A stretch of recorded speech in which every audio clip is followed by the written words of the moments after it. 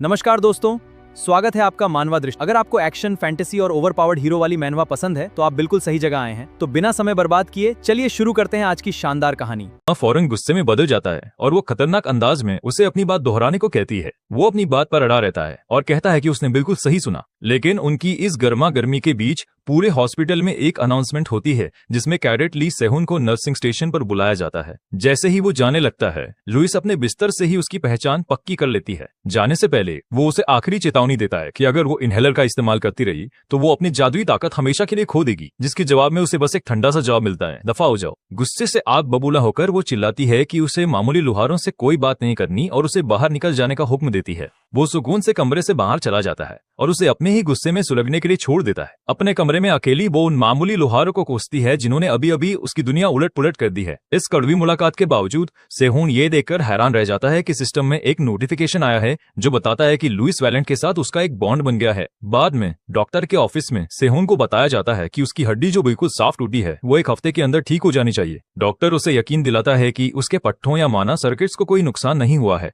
जिसे सुनकर वो पूछता है कि क्या उसे फौरन छुट्टी मिल सकती है। जब डॉक्टर उसे एक और हफ्ते आराम करने की सलाह देता है तो उसे एहसास होता है कि यही मौका है और वो पूछकर पक्का कर लेता है कि वो हॉस्पिटल में 2 हफ्तों तक रह सकता है। वो इस लंबे हॉस्पिटल स्टे का इस्तेमाल लुइस के करीब जाने और उसके खराब हो चुके माना सर्किट्स का इलाज शुरू करने के लिए करने का इरादा रखता है। हालांकि उसका असली मकसद तो माना इरोडर का बंदोबस्त करना है, वही जहरीला इनहेलर जो उसकी सारी मुसीबतों की जड़ है। शक का बीज बोने के लिए वो यूं ही डॉक्टर से पूछता है कि क्या वो लुइस वैलेंट नाम की किसी कैडेट को जानते हैं। हमारा हीरो फिक्र दिखाने का नाटक करता है और चुगली करते हुए बताता है कि उसने लुइस को जादू इस्तेमाल करते वक्त दौरा पड़ते देखा था। फिर वो झूठ बोलता है कि लुइस ने उसे ये बात किसी को ना बताने के लिए कहा था। वो अपनी इस दखलंदाजी को उसकी हिफाजत के लिए सच्ची फिक्र की तरह दिखाता है, जिससे डॉक्टर का ध्यान उसकी तरफ खिंच जाता है। जब वो वहां से निकलता है तो डॉक्टर का गहरी सोच में डूबा चेहरा इस बात को पक्का कर देता है कि लुइस के मौजूदा इलाज में खलल डालने का उसका प्लान बिल्कुल सही काम कर रहा है। अगली सुबह सेहुन अपने प्लान का अगला हिस्सा शुरू कर देता है। वो अपने नए साथी जेक मायर्स को एक एहसान चुकाने के लिए फोन करता है। जरा भी वक्त बर्बाद किए बिना वो जेक से वो जानकारी मांगता है जो उसने पहले मांगी थी। फोन पर जेक अपनी जांच की रिपोर्ट देना शुरू करता है। वो बाबिल की असरदार आइवरी टावर स्पॉन्सरशिप फाउंडेशन से बात शुरू करता है और बताता है कि आइवरी टावर जिसे जादू के प्रोफेसर और पुराने स्टूडेंट्स मिलकर चलाते हैं, बाबेल में जादू सीखने वाले कैडेट्स पर पूरा कंट्रोल रखता है। जेक आगे बताता है कि लुइस उनकी स्कॉलरशिप के लिए एक मजबूत उम्मीदवार थी और उसका मुकाबला गोड्स क्रूगर नाम के एक सीनियर से था। जब सेहुन उस नाम को पक्का करता है तो जेक साफ करता है कि गोड्स के साथ वो दूसरी मजबूत उम्मीदवार थी। फिर वो बताता है कि कैसे स्कॉलरशिप मैच से ठीक पहले बारमुड फैमिली का दिया हुआ हथियार लुइस के हाथ में फट गया, जिसके चलते उसकी जगह गोड्स को चुन लिया गया। जांच में बारमुड फैमिली और गोड्स की फैमिली यानी क्रूगर्स के बीच एक साठगांठ का पता चला। इन हालात से ये बात लगभग तय हो जाती है कि गोड्स क्रूगर और पियरे बारमुड ने मिलकर उसे रास्ते से हटाने की साजिश रची थी। सेहुन को अब गुनहगारों का पता तो चल गया है, लेकिन उसे अभी भी ये समझना है कि इस साजिश में जहरीले इनहेलर का क्या रोल था। इसलिए वो जेक से पूछता है कि क्या उसे कोई और बात अजीब लगी। जेक बताता है कि एलिमेंटल डिपार्टमेंट के एक प्रोफेसर चार्ल्स ने लुइस की गहरी चोट के बाद उसकी मदद करने के लिए बहुत कुछ किया और आज भी उसे स्पॉन्सर कर रहे हैं। हालांकि जेक इसे एक दिल छू लेने वाली कहानी की तरह बताता है, लेकिन सेहुन को अंदर से महसूस होता है कि कुछ बहुत गलत है और वो कॉल काटने लगता है। लेकिन जेक उसे फौरन रोक लेता है और बदले में एक एहसान मांगते हुए कहता है कि यॉम सियोंग हा और एरिका जैसे लोग उसके लिए परेशान हैं, और शिकायत करता है कि सेहुन के ताकतवर दोस्त उसे ही घूर घूर कर देख रहे हैं और उससे मिन्नत करता है कि वो उन्हें बता दे कि वो ठीक है। सेहुन बेपरवाही से हाँ कहकर फोन काट देता है और यॉम सियोंग हा के टेक्स्ट का मजाक उड़ाता है जिसमें लिखा था कि वो मर न जाए। हॉल में चलते चलते उसे यूं ही ख्याल आता है कि उसके पास तो एरिका का फोन नंबर भी नहीं है। जेक की फिक्र को नजरअंदाज करते हुए वो बाद में उनसे बात करने का फैसला करता है और कमरा नंबर 202 का दरवाजा खटखटाता है। वो अपना तारुफ देते हुए कहता है कि वो वही है जिसने कल उसकी मदद की थी, लेकिन दरवाजा झटके से खुलने पर उसकी बात बीच में ही कट जाती है। वो उसे पकड़कर कमरे के अंदर खींच लेती है। गुस्से से उबलते हुए वो उस आदमी का सामना करती है जिसके बारे में उसका मानना है कि उसने अभी अभी उसका सब कुछ बर्बाद कर दिया है। उसका गुस्सा इतना ज्यादा होता है कि वो जोर से चीखते हुए अपने हॉस्पिटल के कमरे की खिड़की तोड़ देती है। फिर वो हैरान परेशान सेहुन पर बरस पड़ती है और पूछती है कि क्या उसे जरा भी अंदाजा है कि उसकी दखलंदाजी की वजह से उसके साथ क्या हुआ है। क्योंकि उसने चुगली की, उसके डॉक्टर ने उसे 2 हफ्ते तक पूरा आराम करने का हुक्म दिया है और उसकी रिहैबिलिटेशन की इंटेंसिटी को वापस लेवल 1 पर कर दिया है। पिछले 6 महीनों की उसकी सारी मेहनत अब पूरी तरह से बर्बाद हो गई है। सेहून उसके गुस्से को नजरअंदाज करता है और बस ये पूछता है कि क्या उसने इनहेलर का इस्तेमाल किया, जिस पर वो पलटकर जवाब देती है कि उसकी चेतावनी के बाद उसने जाहिर है ऐसा नहीं किया। मुतमईन होकर वो सुकून से ऐलान करता है कि वो उसके माना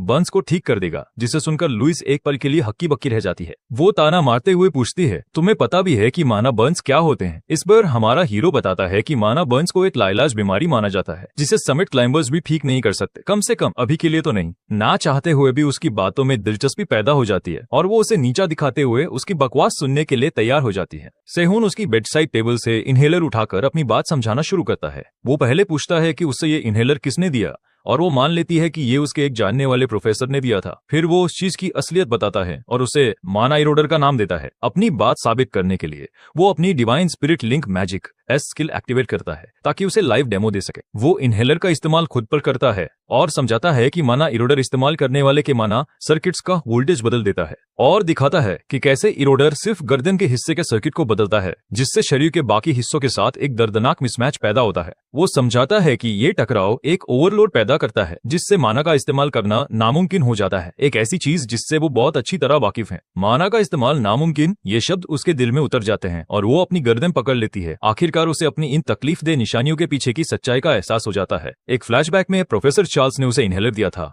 और दावा किया था कि ये उसके जख्म के लिए बहुत असरदार होगा। उसे वो पल याद आता है जब उसने अपने भरोसेमंद मेंटोर से वो जहर लिया था। प्रोफेसर ने उसका हौसला बढ़ाया था, वादा किया था कि वो अपने माना बर्न्स पर काबू पा लेगी और उसे कभी हार ना मानने के लिए कहा था। उसे याद आता है कि कैसे उसने भूलेपन में अपने मेंटोर से वादा किया था कि वो उनकी बातों को हमेशा याद रखेगी। उस पर यह भयानक सच जाहिर होता है, जिस आदमी पर उसने भरोसा किया, उसका मेंटोर वो पूरे वक्त उसे धोखा दे रहा था। बस एक ही ख्याल उसके जहन पर छा जाता है, बदला। नफरत से जलती आंखों से वो कसम खाती है कि वो प्रोफेसर चार्ल्स को उसके धोखे की सजा देकर रहेगी। उसकी आंखों में बदले की आग देखकर सेहून उसे बताता है कि वो उसके खराब हो चुके माना सर्किट को तो ठीक नहीं कर सकता, पर उसके पास एक दूसरा रास्ता है, और साफ करता है कि वो उसके माना के इस्तेमाल को कैलिब्रेट कर सकता है, जिससे वो अपनी चोटों के बावजूद जादू का इस्तेमाल कर पाएगी। शक से भरी लुइस जानना चाहती है कि इस रहमदिली जैसी मदद के बदले में वो क्या चाहता है। वो बड़े आराम से जवाब देता है कि उसकी मांग कोई खास नहीं है। वो बताता है कि उसकी कीमत है आगे चलकर 6 बड़े डीमन रेल्म्स को एक्सप्लोर करने में उसकी मदद। सेहून उसके सामने एक चॉइस रखता है,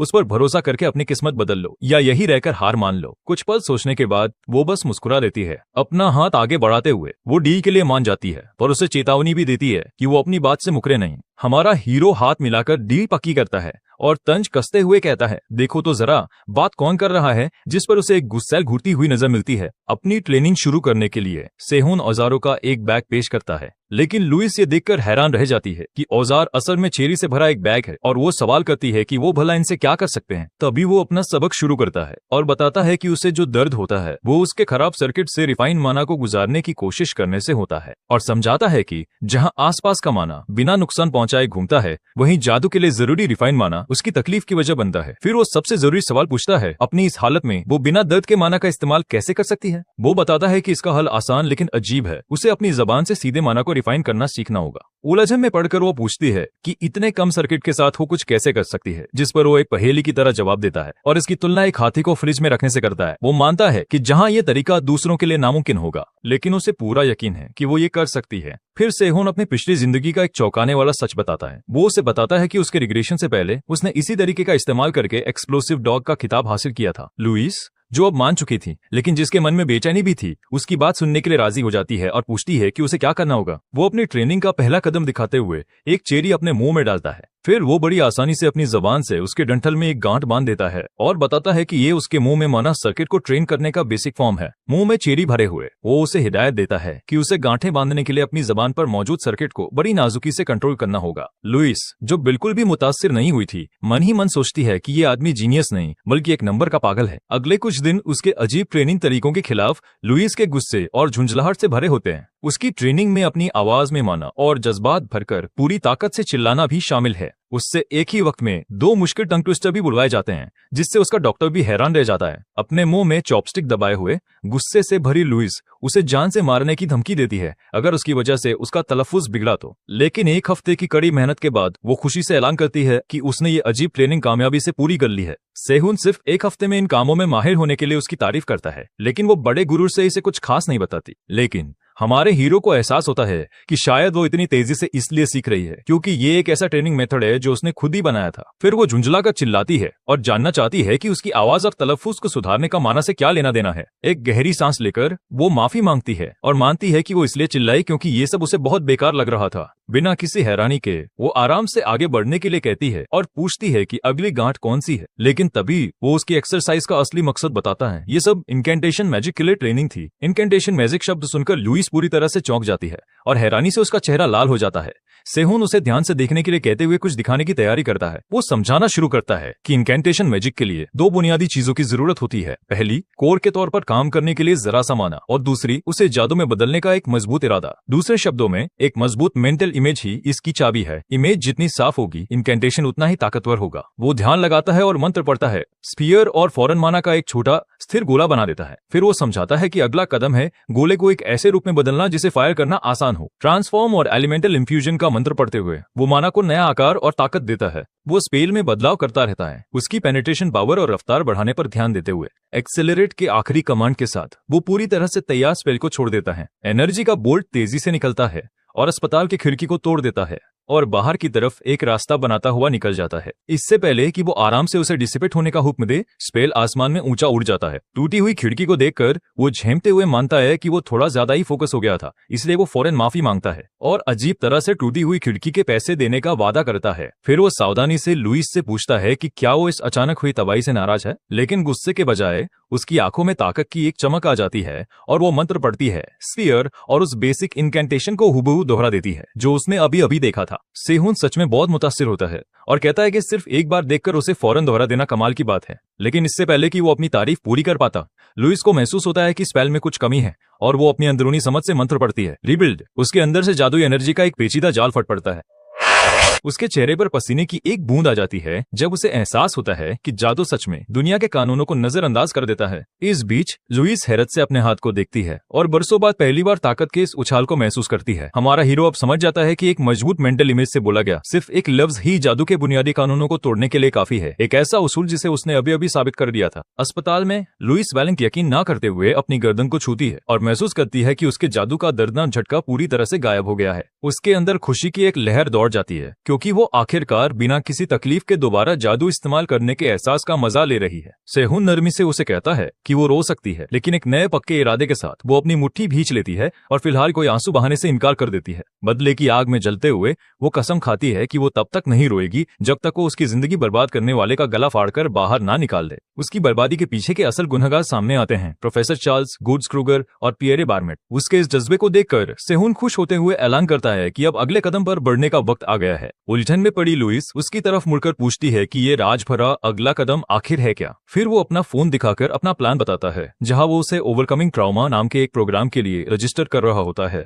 उसी बीच नामी Ivory tower mock training ground में दूसरे स्टूडेंट्स जबरदस्त लड़ाई की प्रैक्टिस में लगे हुए हैं। फ्रेशमैन का एक ग्रुप एक ताकतवर स्केलेटन वॉरियर के खिलाफ बुरी तरह से जूझ रहा है और उसकी जबरदस्त ताकत को कोस रहा है। वाकई उनकी मुश्किल की वजह एक ताकतवर हुड वाला स्केलेटन है जो एक तेज नीली रोशनी से घिरा हुआ है और साफ तौर पर उनकी लेवल से कहीं ज्यादा ताकतवर है। एक बालकनी से ये सब देखते हुए गॉड्स क्रूगर नफरत से देखता है कि कैसे एक फ्रेशमैन आसानी से पीछे फेंक दिया जाता है। वो नफरत से हंसता है और इस साल के पूरे फ्रेशमैन बैच को पूरी तरह से बेकार समझता है। नीचे ट्रेनिंग ग्राउंड को देखते हुए उसकी घमंडी सोच उसके फोन पर आए एक नोटिफिकेशन से टूट जाती है। इस रुकावट और इस घटिया नजारे से चिढ़कर वो गुस्से में जूझ रहे स्टूडेंट और उस स्केलेटन को नजरअंदाज कर देता है। अपने साथी साजिश करने वाले के साथ फोन पर गोट्स बेसब्री से पूछता है कि ऐसी क्या जरूरी बात हो गई थी कि कॉल करना पड़ा। ये हांस बार्मेट है जो उसे बताता है कि टावर कैफे के ऑनलाइन बोर्ड पर अभी अभी एक चैलेंज पोस्ट किया गया है। इस हालत को परेशान करने वाला बताते हुए हांस उसे वो पोस्ट देखने के लिए कहता है, ग्रे रैट नाम के एक यूजर का नया चैलेंज। पोस्ट पढ़ने के बाद गोट्स गुस्से में अपनी मुट्ठी पटकता है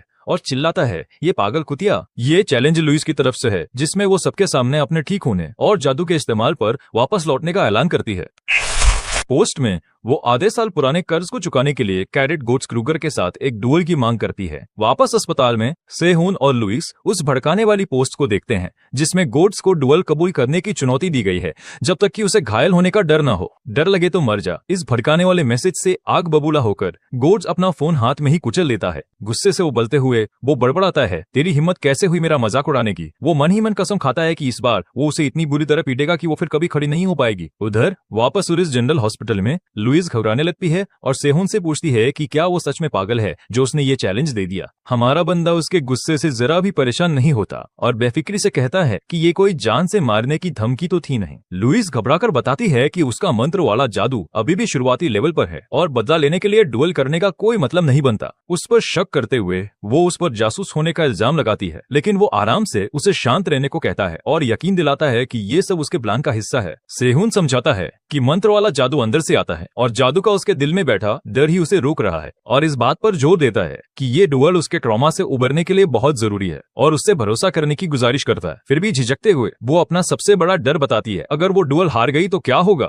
और उसे चिंता है कि एक और हार उसके ट्रॉमा को और गहरा कर देगी, जिससे उसकी हालत और भी बदतर हो जाएगी। सेहुन मजबूती से उसका कंधा पकड़ता है और उसे बकवास बंद करके भरोसा रखने को कहता है। उसके करीब झुककर वो पूरे भरोसे के साथ ऐलान करता है कि ऐसा हो ही नहीं सकता कि वो गोट जैसे डरपोक से हार जाए।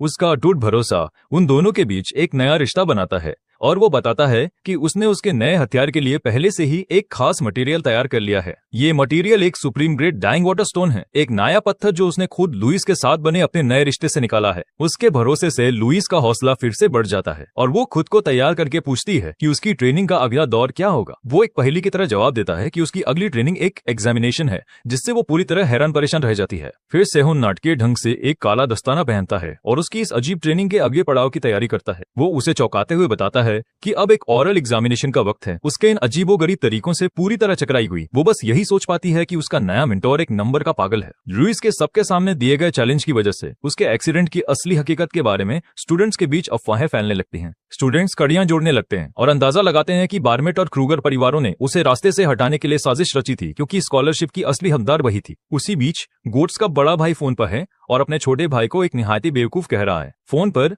वो गोट्स को डांटता है कि वो एक इंसान को नहीं संभाल सका और एक और बड़ी मुसीबत खड़ी कर दी। तनाव में पसीना पसीना होता गोट्स अपने खौफनाक बड़े भाई से बस बार बार माफी ही मांग पाता है। उसका भाई उसे चेतावनी देता है कि वो परिवार से किसी भी मदद की उम्मीद न रखे, क्योंकि इससे हालात और बिगड़ेंगे, और फिर वो गोट्स को यह मामला खुद संभालने का हुक्म देता है। गोट्स कुड़न से जर उठता है, ये जानते हुए कि उसके ताकतवर पिता अगर चाहें तो इस पूरे मसले को पल भर में सुलझा सकते हैं, लेकिन वो अपनी इस बुरी हालत पर अफसोस करता है, ये जानते हुए कि उसके बड़े भाई शायद उसकी नाकामी का जश्न मना रहे होंगे, क्योंकि इससे यूरी ग्रुप के अंदर उसकी अपनी हैसियत कमजोर होती है। जब वो अपनी इस कुड़न में डूबा होता है तभी उसका साथी साजिश करने वाला वहाँ आ जाता है। गोट्स ताना मारते हुए अपने कहने को बेस्ट फ्रेंड पियरे बार्मेट की तरफ मुड़ता है। गुस्से में वो पियरे का सामना करता है और उस पर उनके साझा जुर्म को पूरी एकेडमी में फैलाने का इल्जाम लगाता है। फिर वो गुस्से से पियरे का सामना करता है और मांग करता है कि वो चुप रहना बंद करे और सफाई दे। वो बताता है कि ये पियरे ही था जिसने उनके असली प्लान को बदला था, शायद प्रोफेसर चार्ल्स के कहने पर। गोट्स किसी भी माफी को ठुकरा देता है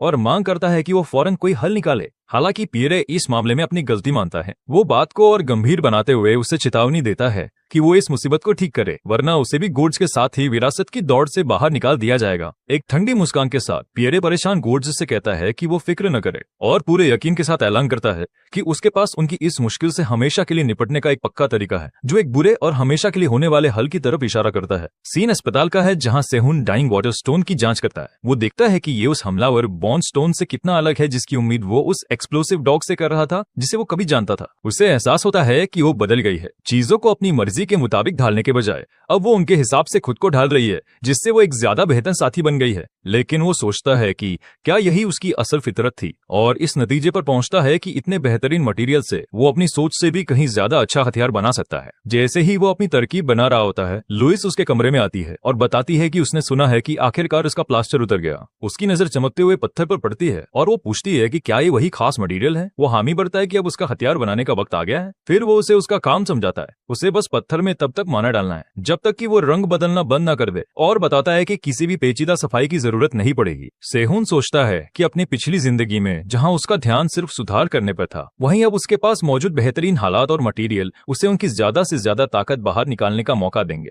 इन शानदार हालात और एक साथ काम करने वाले साथी के साथ वो एक ऐसा हथियार बनाने की तैयारी करता है जो पत्थर की पूरी काबिलियत को बाहर निकाल देगा। तभी वो काम शुरू करता है। एक प्रोजेक्शन अलॉय में माना डालकर उसे बड़ी महारत से एक पतले बिल्कुल चपटे चौकोर हिस्से में फैलाता है। जब वो एक ही वक्त पर पेचीदा माना सर्किट्स को फैलाता और उकेरता है तो लुइस हैरत में डूबकर उसे देखती है और इतने बारीक पैटर्न को देख पाने की उसकी काबिलियत पर दंग रह जाती है। एक लंबे और ध्यान लगाकर किए गए काम के बाद आखिरकार वो अपना हिस्सा पूरा कर लेता है और खुश होकर लुइस पूरी तरह से चार्ज हो चुका और अब तेज चमकता हुआ पत्थर उसके सामने रखती है। वो उसे तैयार डाइंग वाटर स्टोन को ध्यान से अलॉय शीट पर रखने रखने को कहता है। जैसे ही पत्थर शीट से छूता है, कई चीजें अपने आप शुरू हो जाती हैं, जिसकी शुरुआत माना को बढ़ाने और फॉर्मूले को ठीक करने से होती है। फिर माना गैदरिंग, ट्रेजेक्ट्री गाइडेंस और पेन रिलीफ जैसे ताकतवर जादू एक के बाद एक अपने आप हथियार में जुड़ जाते हैं। वो बताता है कि ये पत्थर उसके डाले हुए 73 अलग अलग मंत्रों को दिखा रहा है, जो हर एक जादू के कम वक्त तक चलने की कमी को पूरा करेंगे। लुइस माना के उस खूबसूरत लेकिन बेतरतीब नजारे को देखकर हैरान है, क्योंकि लोहे की प्लेटें उकेरे गए सर्किट्स के हिसाब से खुद ब खुद जुड़ना शुरू कर देती हैं। प्लेटें मुड़ती हैं और एक तेज रोशनी के साथ आपस में जुड़ जाती हैं और ताकत की आखिरी लहर के साथ हथियार का बनना पूरा हो जाता है। नया बना रेयर ग्रेड हथियार वॉर्ग्रा लुइस के सामने हवा में तैर रहा है। वो यकीन न करते हुए पूछती है कि क्या ये शानदार चीज सच में उसकी है। अपनी नई ताकत आजमाने के लिए बेताब होकर वो उसे इस्तेमाल करने की इजाजत मांगती है, लेकिन वो उसे चेतावनी देता है कि जितना हो सके सबसे कमजोर जादू का इस्तेमाल करे, क्योंकि वो अभी इसे पूरी तरह से काबू नहीं कर सकती। जैसे ही वे कमरे से बाहर निकलते हैं, उसका इलाज करने वाला डॉक्टर पास से गुजरता है और उस ताकतवर चीज से पूरी तरह बेखबर है जो अभी अभी वहां बनाई गई है। अचानक अस्पताल के गलियारे में एक जबरदस्त धमाका होता है जो उसके कमरे से हुआ था। डॉक्टर भागकर वापस आता है और देखता है कि कमरा पूरी तरह तबाह हो चुका है और सेहून और हैरान परेशान लुइस मलबे के बीच खड़े हैं। घबराई हुई लुइस माफी मांगने की कोशिश करती है और मानती है कि उसका इरादा इतने ताकतवर धमाके का नहीं था, जबकि सेहून बेफिक्री से कहता है कि उसने उसे नरमी बरतने के लिए कहा था। उसकी शर्मिंदगी भरी माफी हवा में गूंजती रहती है, जो उसके गलती से की गई भारी तबाही से बिल्कुल उलट है। एक हफ्ते बाद मार्शल आर्ट्स हॉल में स्टूडेंट्स बेसब्री से इंतजार कर रहे हैं और उन्हें शक है कि घायल लुइस वेलिन अपने मुकाबले के लिए आएगी भी या नहीं। वे उसकी हालत के बारे में कानाफूसी कर रहे हैं। उनका मानना है कि वो अभी भी ठीक से जादू इस्तेमाल करने के लिए बहुत जख्मी है और इस मुकाबले को एक बेकार की बात कहकर टाल रहे हैं। सेहून को याद आता है कि कैसे उसने उसे दूर से तैयारी करते हुए देखा था और बाहर से सख्त दिखने के बावजूद उसकी घबराहट को महसूस करके उसने उसका हौसला बढ़ाने का फैसला किया था। जैसे ही वो हॉल से गुजर रहा होता है, एक अजीब बिगड़ी हुई आवाज सुनकर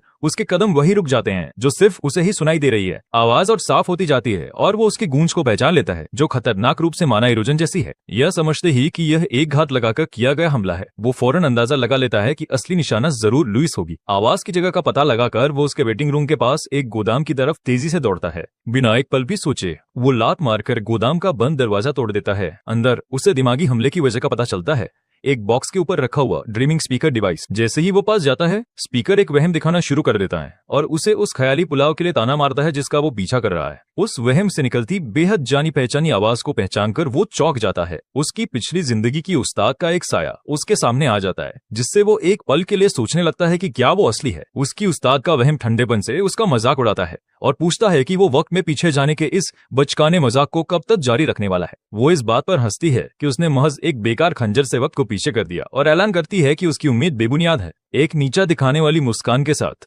वो साया उसे हमेशा की तरह जिद्दी कहता है और उससे अपनी बात सुनने की मांग करता है। वह उसे लेक्चर देता है और उसके सपने की तुलना जहर के उस प्याले से करता है जो शुरुआत में तो मीठा लगता है लेकिन आखिर में बेमतलब होता है। उसकी उस्ताद का साया उस पर हावी होते हुए उसे यह हकीकत मानने का हुक्म देता है कि वो पहले ही नाकाम हो चुका है। वो उससे अपनी भद्दी छटपटाहट बंद करने और बस अपनी मौत को कबूल करने के लिए कहती है, लेकिन सेहून शांति से उस साये का सामना करता है और कहता है कि उसे एक बात ठीक करनी है। तभी वो अपना हाथ उठाता है और ऐलान करता है कि उसकी असली उस्ताद किसी को मरने के लिए कहने में इतनी लंबी चौड़ी बातें नहीं करती। और इसके बाद वो अपने हथौड़े से एक जोरदार वार करता है और उस भूतिया साये के टुकड़े टुकड़े कर देता है। वह कांच की तरह टूटकर बिखर जाता है और उसके पीछे का जादुई डिवाइस सामने आ जाता है जो उसे बना रहा था। ड्रीमिंग स्पीकर से चिंगारियां निकलती हैं और उसका जादू जोर से खत्म होने लगता है। वहम के खत्म होने के बाद वो अपना हथौड़ा उठाता है और इस बात पर बेहद गुस्से में है कि उसके दुश्मनों ने उसकी उस्ताद की इतनी भद्दी और बेइज्जती भरी नकल बनाने की हिम्मत की। एक पल की दिमागी कशमकश के बाद सेहून ड्रीमिंग स्पीकर को तोड़ देता है। यही वो डिवाइस था जिसका इस्तेमाल अवेकिंग ड्रीम स्किल से लुइस पर घात लगाकर हमला करने के लिए किया गया था। हालांकि वो इस अनजान स्किल से हैरान है, पर वो फिलहाल इसे नजरअंदाज कर देता है क्योंकि उसकी पहली चिंता लुइस पर मंडरा रहा खतरा है। लेकिन जैसे ही वो डिवाइस को उठाने की कोशिश करता है, वो चौंक जाता है। वो डिवाइस एक जोरदार धमाके के साथ फट जाता है। अब वेयरहाउस के फर्श पर उस जादुई डिवाइस के टूटे हुए टुकड़े बिखरे पड़े हैं। उन टुकड़ों को जांचते हुए सेहून उनमें बची जादुई निशानियों को पहचान लेता है और जान जाता है कि ये एक बदनाम ग्रुप का काम है। वो पहचान लेता है कि ये गुनहगार डॉन है, जो जादूगरों का एक कट्टर और बेहद खतरनाक ग्रुप है और अपनी खतरनाक सोच के लिए जाना जाता है। और उसे उदासी से याद आता है कि पिछली जिंदगी में डॉन ही वो ग्रुप था जिसने लुइस को अपने काबू में कर रखा था। डुअल में सिर्फ 10 मिनट बाकी हैं और उसे फिक्र होती है कि डॉन इस नई टाइमलाइन में भी लुइस को फिर से निशाना बना रहा है। वो अपने जिस्म में माना इरोजन के बचे हुए असर को महसूस कर सकता है जो उस पेय की वजह से हो रहा है और ये उस पेय की ताकत का सबूत है। उसकी ताकत का अंदाजा लगाकर उसे बहुत फिक्र होने लगती है कि इस पेय का पूरा असर लुइस पर क्या हो रहा होगा। उसी बीच अपने वेटिंग रूम में घबराई हुई लुइस एक अजीब बजने वाली आवाज से परेशान हो रही है और सोचती है कि कहीं स्पीकर खराब तो नहीं हो गया। चिढ़कर उसे लगता है कि यह आवाज उसके सर में दर्द कर रही है, जिससे डुएल से पहले कि उसकी घबराहट और बढ़ रही है। जब वो अपनी गर्दन पर मौजूद निशान को छूती हैं, तो उसका खुद पर भरोसा डगमगाने लगता है और उसे चिंता होती है कि उसकी ये हालत देखकर लोग उसके ठीक होने पर शक करेंगे। अपनी हिम्मत जुटाने की कोशिश में वो पट्टियों को कसकर पकड़ लेती है और खुद से कहती है, सब ठीक है, मैं ये कर सकती हूँ। और फिर वो उस पट्टी को फाड़कर फेंक देती है और लड़ाई के लिए खुद को तैयार करते हुए हिम्मत से उस निशान को घटिया बताती है। लेकिन तभी वहम का जादू उस पर हावी हो जाता है, जिससे उसका निशान एक खौफनाक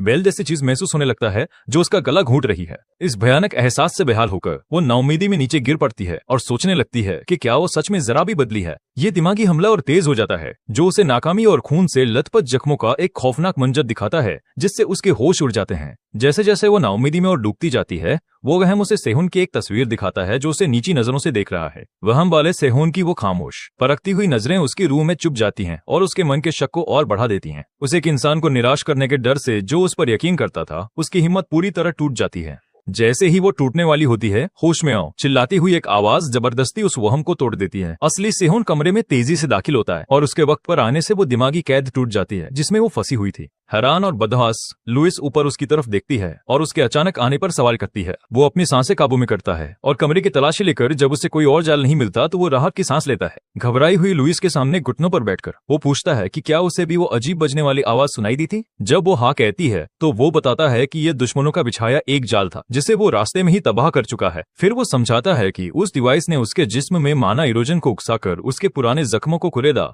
एक ऐसी चाल जिसने लगभग उसे भी धोखा दे ही दिया था। लुइस को आखिरकार सब समझ आ जाता है और वो एक आह भरकर जान जाती है कि ये अचानक हुई जानलेवा घबराहट दुश्मन का एक सोचा समझा हमला था। शर्मिंदा होकर वो खुद को बेचारी कहती है कि कुछ घंटे पहले ही इतनी बड़ी बड़ी बातें करने के बाद वो उनकी चाल में फंस गई। रिवर्स साइकोलॉजी का एक बेरहम दांव चलते हुए सेहुन साफ साफ उसकी बात मान लेता है और उसे बेचारी कहता है कि बड़ी बड़ी बातें करके अब वो मुंह लटकाए बैठी है। वो उसे ताना मारता है, कहता है कि इससे अच्छा तो वो भाग ही जाए क्योंकि सब जानते हैं कि वो पहले भी एक बार हार चुकी है। वो उसे और उकसाता है, पूछता है क्या फर्क पड़ता है अगर लोग उसके भाग जाने पर उसे कोसेंगे तो। फिर वो बेरहमी से कहता है कि वो हार मानने के लिए अपने पुराने जख्मों का बहाना बना सकती है। सेहुन उसके गायब हो चुके हौसले का मजाक उड़ाता है और लुइस गुस्से से सुलगने लगती है। वो पूछता है कि क्या उसे सबके सामने फिर से कुचले जाने से डर लग रहा है। उसके ताने आखिरकार अपना काम कर जाते हैं और गुस्से से पागल लुइस उस पागल कमीने पर चिल्लाती है कि वो अपना मुंह बंद रखे। वो आगे झपटकर उसे कॉलर से पकड़ लेती है और पूछती है कि उसे इतनी बकवास करने का हक किसने दिया, और गुस्से में अपना सारा दबा हुआ गुस्सा उस पर निकाल देती है और पूछती है कि वो होता कौन है उसके जख्मों को इतना हल्के में लेने वाला। उसकी कमीज पर लुइस की पकड़ और कस जाती है और उसकी सारी दबी हुई झुंझलाहट आखिरकार बाहर आ जाती है। वो रोते हुए अपनी मुश्किलों के बारे में चिल्लाती है और पूछती है कि जब अपनी पूरी कोशिश करना भी काफी ना हो तो वो आखिर करे तो क्या करे। उसकी लड़ने की हिम्मत को फिर से जगाने में कामयाब होकर सेहुन चुपचाप उसकी बातें सुनता रहता है, जबकि वो उसे एक घमंडी हरामी कहती है। अपने अंदर की आग को फिर से जलाकर वो गुस्से में ऐलान करती है कि अगर वो ये डुएल हारी तो सारी जिम्मेदारी उसकी होगी। सेहुन के चेहरे पर एक हल्की खूनी मुस्कान आ जाती है और वो सुकून से मान जाता है क्योंकि उसका प्लान पूरी तरह से काम कर गया था। उसके फौरन मान जाने से लुइस हैरान होकर खामोश हो जाती है और बस उलझन में इतना ही कह पाती है। फिर वो उसे बताता है कि वो गॉज जैसे किसी से हार ही नहीं सकती और पूरे यकीन के साथ कहता है कि वो हारी हुई लड़ाइयां नहीं लड़ता अब और नहीं। उसका हौसला वापस आने पर सेहुन उसे डुएल के लिए आखिरी 2 आसान हिदायतें देता है। वो उसे कहता है कि वो उस पर पूरा भरोसा करे और अपनी पूरी ताकत से अपने दुश्मन के चिथड़े उड़ा दे। डुएल के मैदान में गॉर्ज क्रूगर घमंड से लुइस का स्वागत करता है, जो पूरे भरोसे के साथ अरीना में कदम रखती है। वो चालाकी से मुस्कुराता है और मजाक उड़ाते हुए पूछता है कि क्या वो बस अपनी इज्जत बचाने की कोशिश कर रही है, क्योंकि उसने सुना था कि अब उसका जादू इस्तेमाल करना नामुमकिन है। भीड़ उसके हीरो ग्रेड के हथियार और कंकालों की महंगी फौज को देखकर हैरत में पड़ जाती है। फिर भी जैसे ही अनाउंसर ऐलान करता है कि मैच जल्द ही शुरू होगा, लुइस बड़ी बेफिक्री से इस दिखावे को मामूली समझकर नजरअंदाज कर देती है। लबादा पहने और तैयार वो सोचती है कि अब उसका पुराना निशान और उसका घटिया दुश्मन दोनों ही उसकी परवाह के लायक नहीं है। जैसे ही उल्टी गिनती शुरू होती है, वो अपनी ताकत को बाहर निकालती है और ऐलान करती है कि उसने इस पल के लिए पूरे 6 महीनों तक इंतजार किया है। नीले रंग के माना की एक जबरदस्त लहर उसमें से निकलती है तो दोस्तों, आज की कहानी आपको कैसी लगी? अगर वीडियो पसंद आया हो तो लाइक कर देना और ऐसी ही मजेदार मानवा की कहानियों के लिए मानवा दृष्टि को सब्सक्राइब कर लो। मिलते हैं अगली कहानी।